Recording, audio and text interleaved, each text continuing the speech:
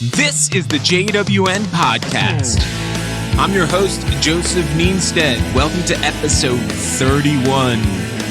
31 is the number of days in the month of October. Halloween is on October 31st. Spooky times. Spooky times. It's been an interesting week so far. I mean, we've had just an unbelievable news rotation outside of the creative world. I mean, I recorded last week's solo show on Thursday evening. And as soon as I finished and I submitted it to publish, I saw the news that, Hope Hicks had gotten coronavirus. And by the time I woke up the next day, the news broke of just nonstop infections in the White House, the United States government, top levels of leadership all getting this, including the president and his wife. I just want to reassure you that when I was joking around in that episode last week and I said something would happen that was, positive, this is not what I was talking about. I don't wish death on anybody or suffering. I really do hope that we get something positive out of this year overall. There's a feeling of sadness and depression, and I think it's okay to not have anything gained from this for most people. It's okay. Like, you shouldn't feel... There's almost a feeling of maybe depression or anxiety around, am I using this time to be productive in some form? And you shouldn't have pressure on yourself to do that. You should really feel like, I am feeling this feeling, I am processing this, and I'm doing everything I can to maintain. And anything you do beyond that is great, but you shouldn't be expected to. I know a lot of us are kind of looking for ways. We're trying to find the opportunity to maybe make light of this situation or find a silver lining. But we don't all have to do that. You can basically experience this and just heal from it, and that's it. That's enough. That's enough. It's been a weird week. Despite that, Eddie Van Halen passed away, which wasn't as shocking to fans of his as much because, he's been battling cancer for on and off for 20 years. But I guess he spent 10 years or so battling this latest cancer. And, it's extremely sad. It's sad to a lot of people my age because he was truly an inspirational figure. Whether you listen to that kind of music or not, it's hard to deny when somebody shifts something in the creative world. Nobody sounded like him on guitar prior to Van Halen 1. There was nobody out there that sounded anything like him. Nothing.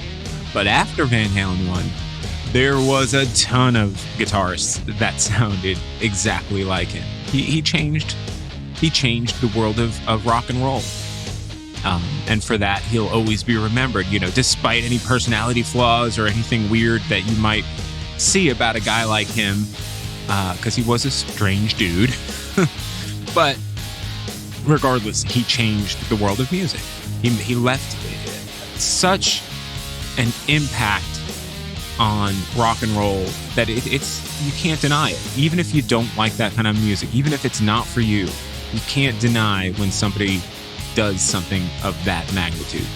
So yeah, it was really interesting to see people coming out of the woodwork, and people I just never even realized you just didn't know they listened to Van Halen.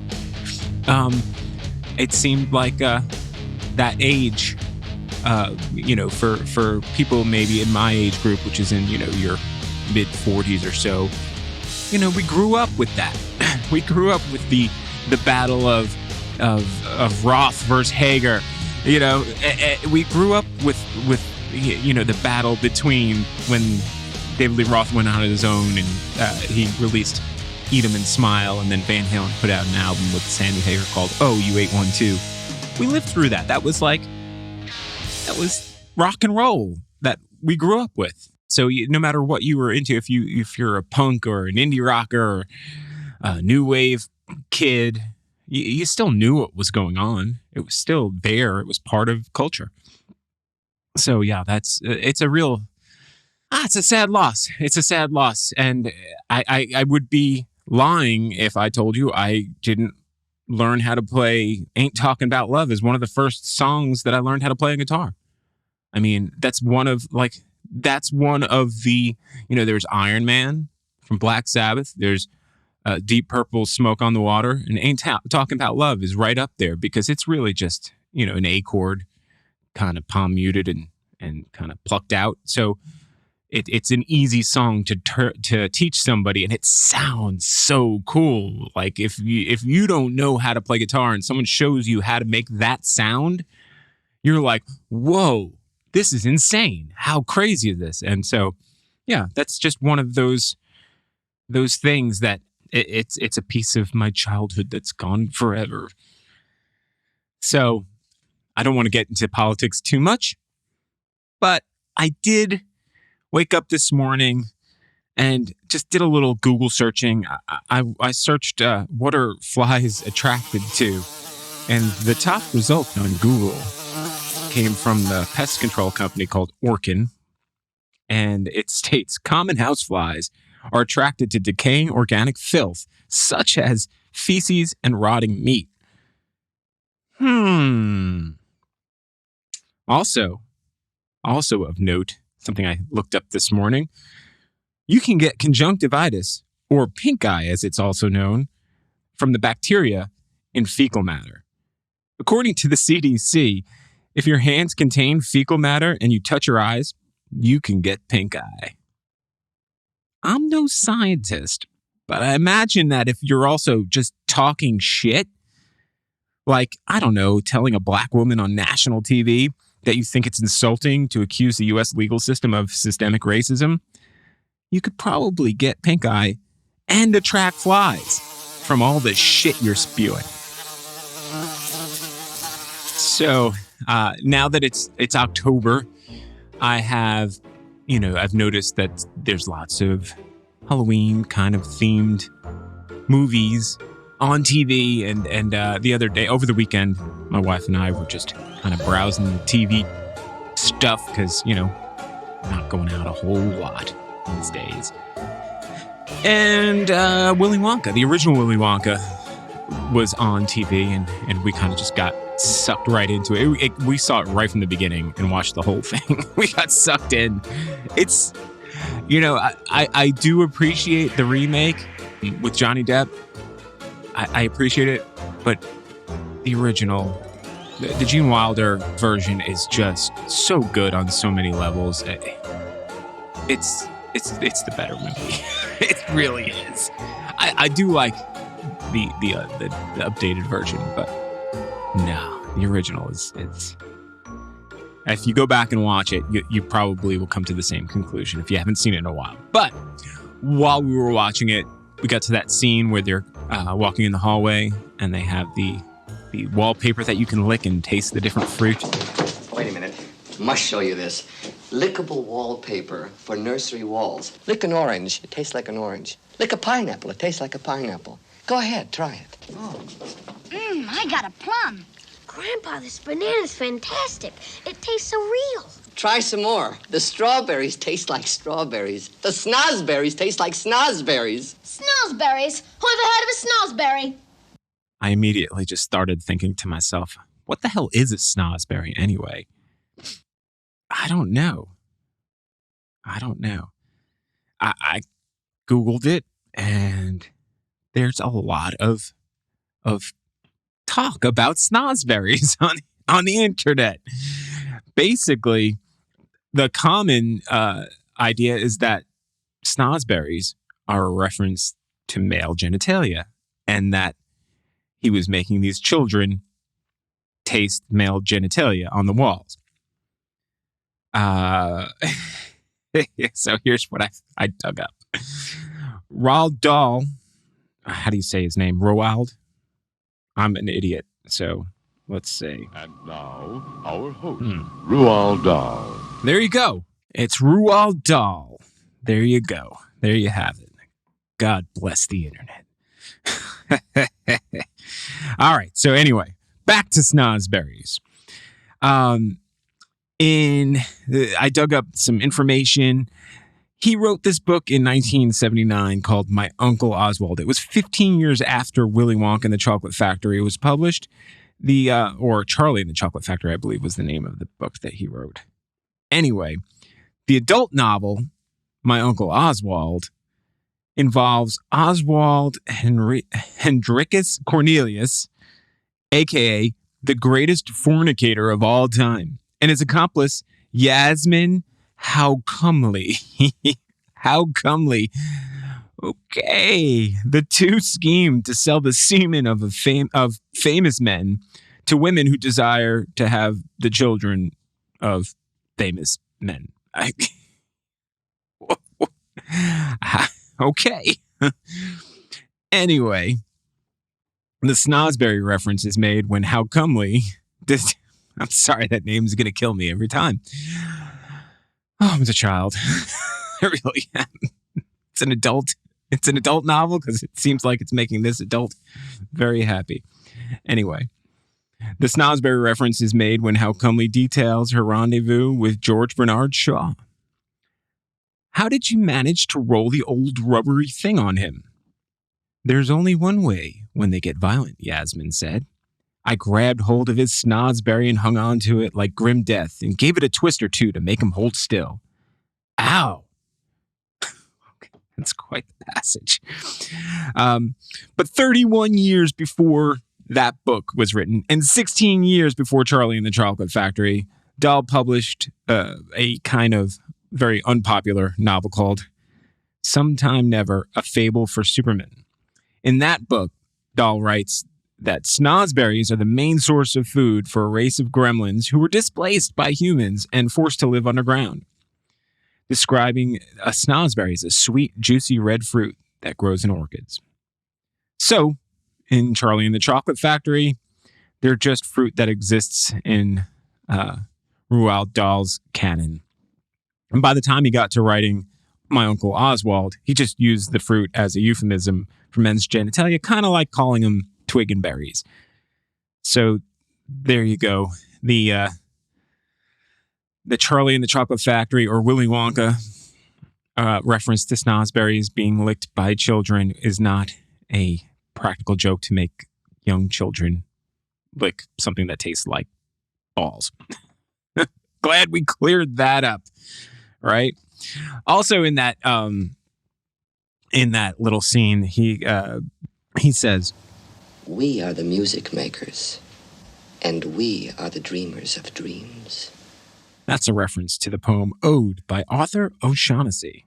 In the first stanza, he says, We are the music makers, and we are the dreamers of dreams, wandering by lone sea breakers and sitting by desolate streams, world losers and world forsakers, on whom the pale moon gleams. Yet we are the movers and shakers of the world forever, it seems. So there you go. Now you know where those little references in that scene come from. It's so funny how, like, you could spend your whole life. I'm sure if you run into people now and you ask them what a Snozzberry is, they'll probably tell you it's a dick joke.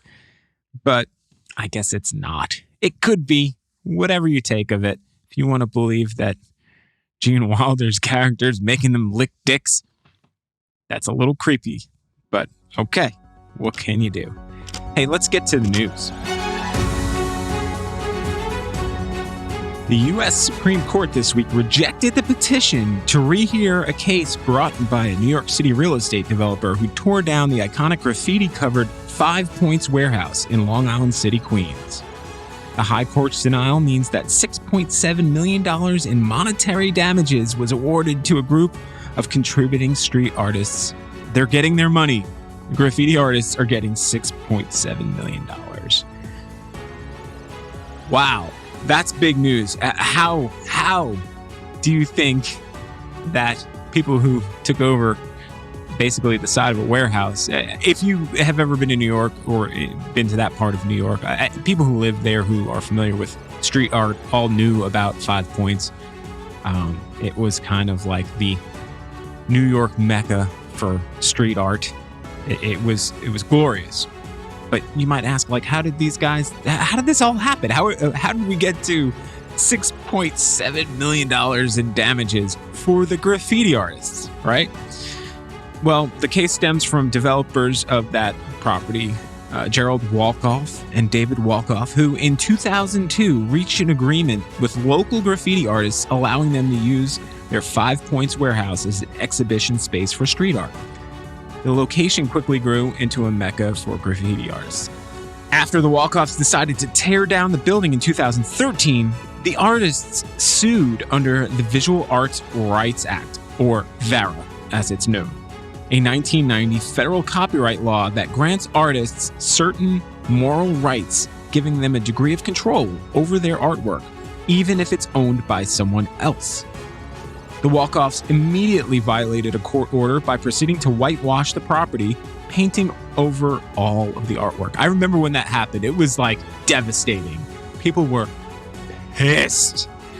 Anyway, in 2018, a federal district judge reasoned that under VARA, modifications of works that are considered to be of recognized stature are prohibited, and such modifications require at least a 90-day notice to the original creators of the artwork. The judge ordered the Walkoffs to pay $150,000 for each of the 36 destroyed graffiti murals, totaling $6.7 million. So yeah, I guess you got to be careful what kind of agreements you make. And to be honest, it was a case of like, hey, we found a quote-unquote safe place for street artists to legally display their artwork. And yeah, I guess you got to be careful because art's tricky, man. Art is tricky. I do kind of like the idea of having a place in cities where it's okay. I remember, and I don't know what the legality of this is, but I remember going to Toronto and walking around Toronto. There's all of these alleyways that are where people's garages are. And all of the garage doors had murals. Almost all of them had murals on them of some sort. Now, whether they were commissioned, whether people just did it, I don't know. I don't know any of it. But I thought it was so cool. It was just such an awesome way to spend an afternoon walking up and down in these like little alleyways looking at all the street art.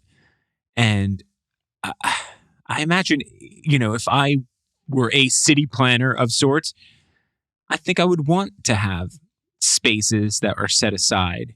In Charleston, we have the Charleston Art Walk in Avondale, which is an alley behind some commercial buildings that is basically allowed, graffiti artists are allowed to use that space to display murals. And I believe it's done in, they get permission and they're given space to do it in there. And they rotate things in and out of there. Some of them have been there for, years upon years. But for the most part, they allow street artists a safe place to do street art. And it's great because you can go there.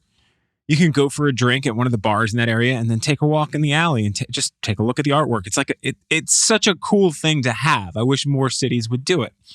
And maybe they do, and I just don't know about it. But yeah, I would imagine once that's established, though, you can't really just take it away. And so bravo for protections for artists. I can't imagine how weird that must be to get paid for your street art in that fashion. But I do know some people that do get paid to do murals and mural work. And guess how they got their start? By creating street art. So bravo.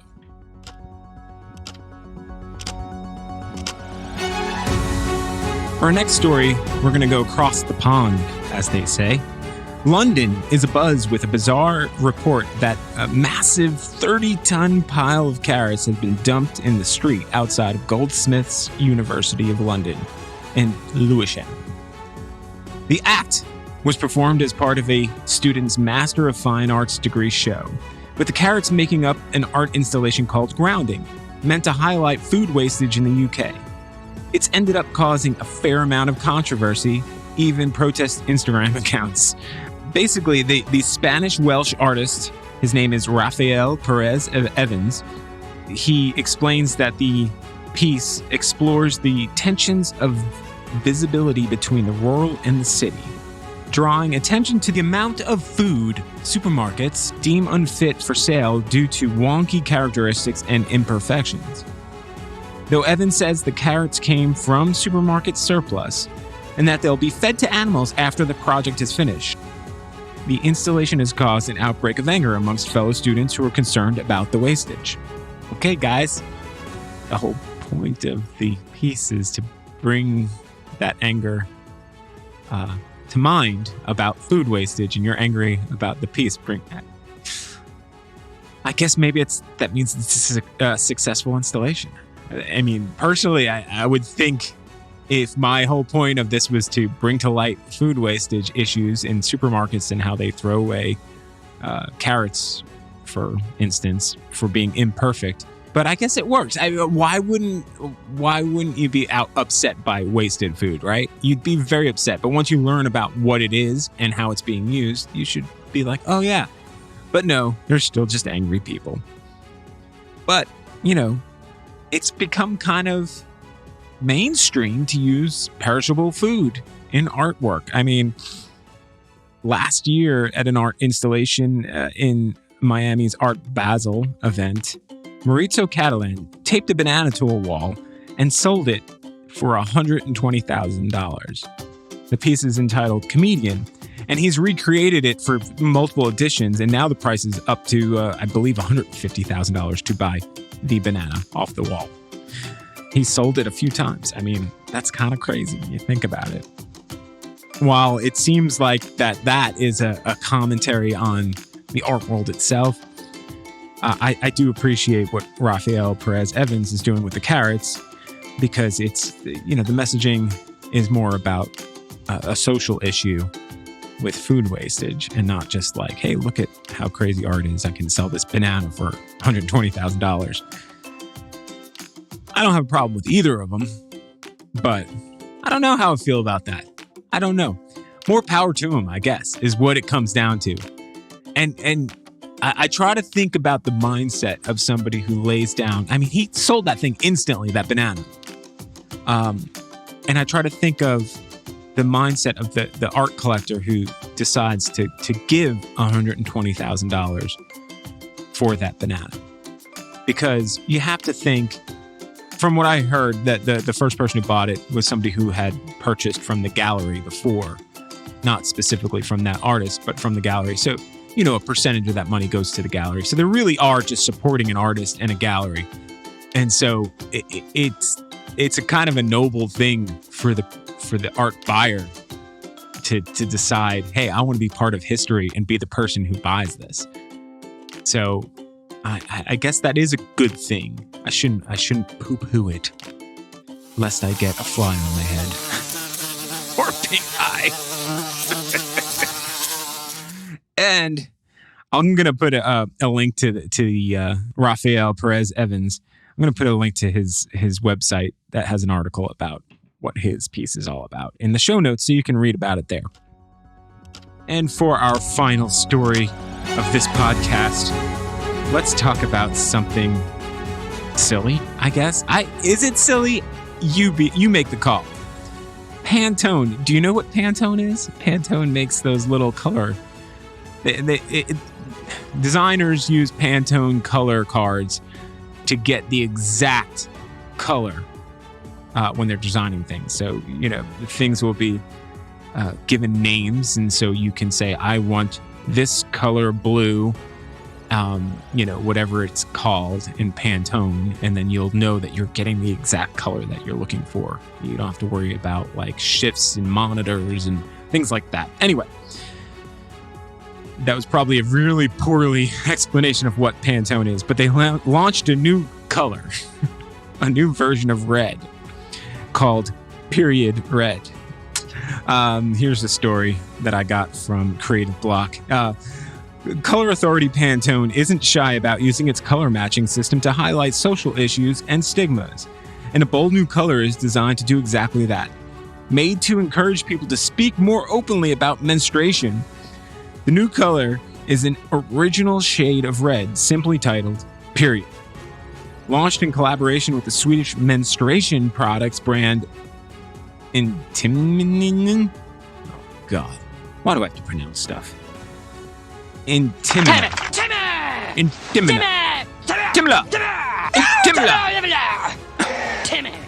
I really am a child. The active and adventurous red hue is intended to embolden people who menstruate to feel proud of who they are. I mean, all right. Why would people get outraged by that? By the way, what's outrageous about it? I don't have a problem with it. You can do whatever you want. If you're again, this goes back to the previous story. There's kind of an intention there. They're using the art world and something that people use in the art world to just basically to say, hey, it's okay to talk about this. It's not gross. It's not taboo. You can talk about menstruation and not feel like it's some sort of taboo thing. If it didn't happen, there wouldn't be people. So why are we scared to talk about it, and why are we weirded out about it? Bravo to Pantone for making a new shade of red. All right, folks. That's all I got for you this week. Hopefully, there'll still be a country by the time I get to talk to you next week. I have some interesting and awesome guests lined up, but I'm not going to tell you who they are or anything about them until I actually record the episodes so that I don't jinx myself. I hope you have a fantastic day, and don't forget, if you're enjoying this podcast, please share it with your friends. Don't forget to subscribe to it. And if you could go on iTunes, or it's not called iTunes anymore, Apple Podcasts, and leave a rating and a review, that greatly helps us to grow, because a lot of the other services that are out there that you might get your podcast episodes from pull the ratings and reviews from Apple. Yeah, so please do that. But no matter what platform you're on, if you could subscribe and share it with your friends, let me know what you think. Send me a message. I'm on Instagram at Joe Latex. That's JOEL, the number 8X. Or just go to the show's website, jwnpod.com, and hit me up through there. I'll talk to you next week. Have a great weekend. Peace!